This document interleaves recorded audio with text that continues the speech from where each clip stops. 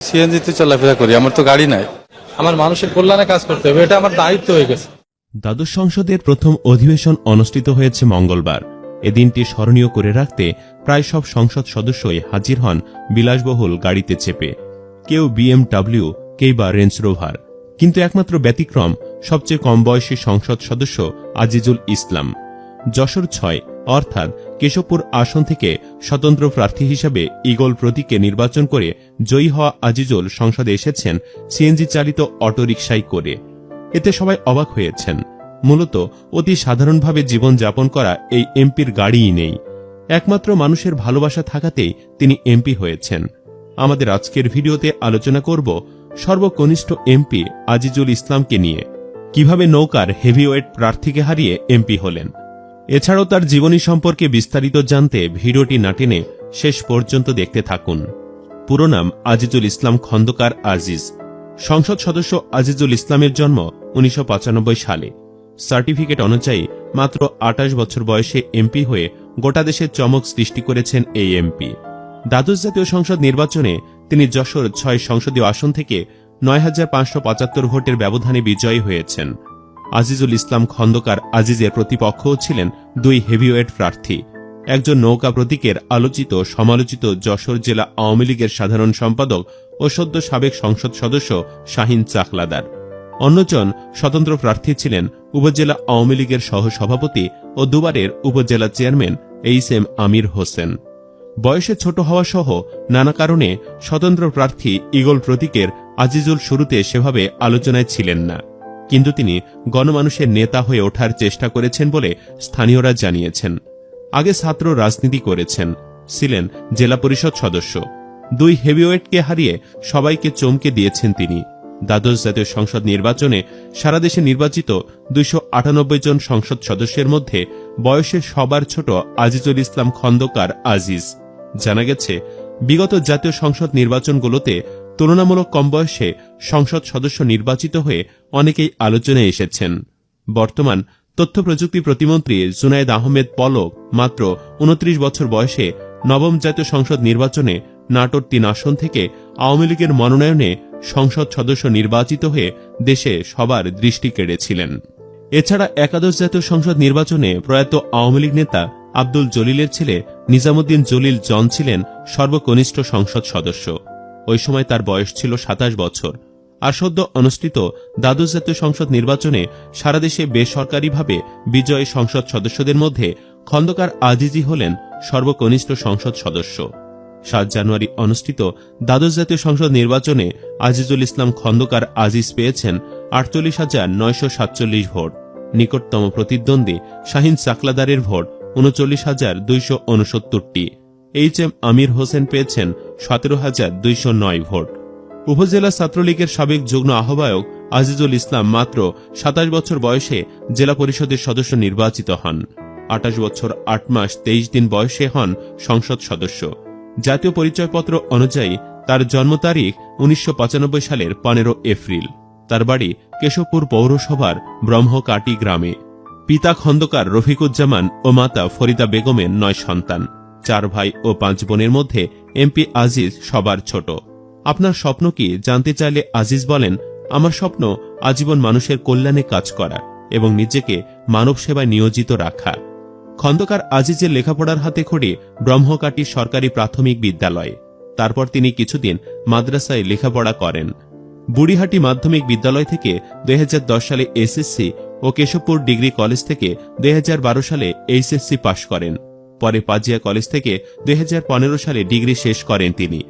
একাদশ সংসদ নির্বাচনে বিজয়ী সাবেক জনপ্রশাসন প্রতিমন্ত্রী ইসমত আরা সাদেক 2020 সালের 21 জানুয়ারি মারা যান।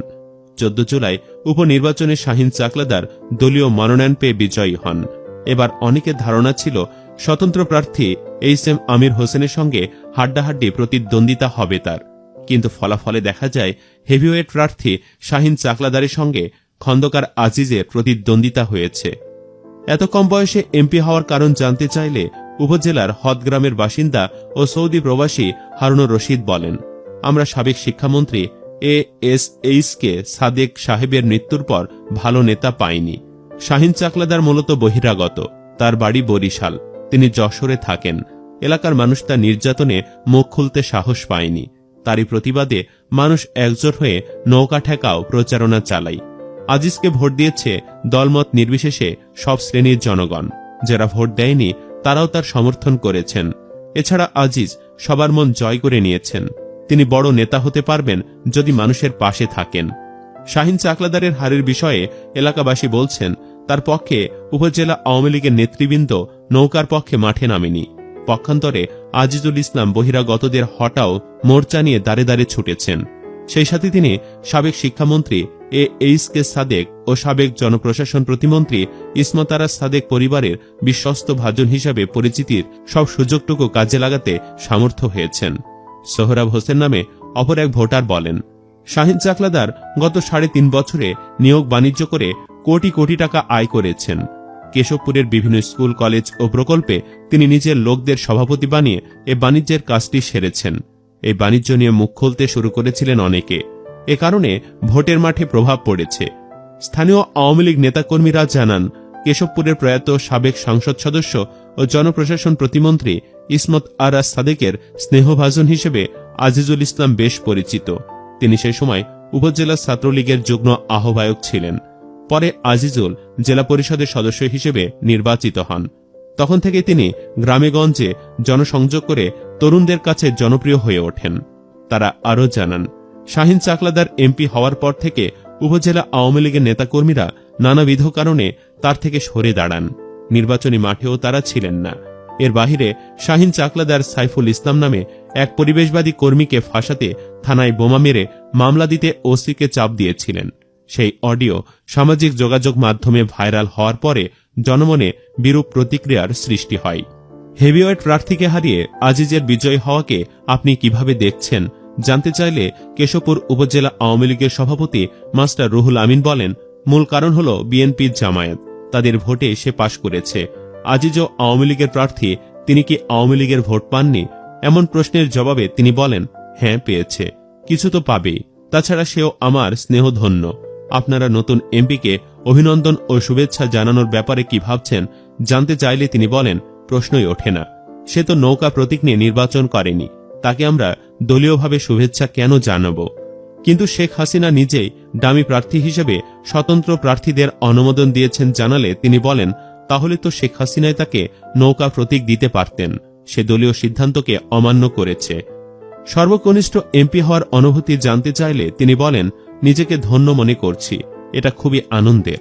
জয়ের ব্যাপারে আমার শতভাগ বিশ্বাস ছিল, তবে ফলাফল ঘোষণার পরে বুঝতে পারছি মানুষ আমাকে কত বড় সম্মান দিলেন। আমি সারা জীবন কেশবপুরবাসীর কাছে কৃতজ্ঞ থাকব, তাদের পাশে থাকতে চাই। বিশেষ করে কৃষক, ভ্যান চালক থেকে শুরু করে খেটে খাওয়া মানুষের কাছে আমি ঋণী। তাদের প্রতি সীমাহীন কৃতজ্ঞতা থাকবে আমার। আমি যত বড়ই হই না কেন তাদের যেন ভুলে না যায় সেজন্য দোয়া করবেন। এছাড়া তিনি আওয়ামী লীগ সভাপতি ও প্রধানমন্ত্রী শেখ হাসিনা ও নির্বাচনী এলাকার ভোটার নির্বাচনী দায়িত্বে নিয়োজিত সব কর্মকর্তাদের ও গণমাধ্যমের প্রতি কৃতজ্ঞতা প্রকাশ করেন। সবশেষে কেশবপুরবাসী যে তার উপর আস্থা রেখেছেন সেজন্য আরেকবার ধন্যবাদ জানান। সুপ্রিয় দর্শক, একজন এমপির সিএনজিতে করে সংসদে আসার বিষয়টি বেশ অবাকই করেছে। আপনি কি মনে করেন, তরুণ এমপি সমাজ পরিবর্তনে কার্যকরী হতে পারবেন? কমেন্ট বক্সে জানিয়ে দিন আপনার মতামত। ভিডিওটি ভালো লাগলে লাইক দিন এবং শেয়ার করুন, আর অবশ্যই চ্যানেলটি সাবস্ক্রাইব করুন।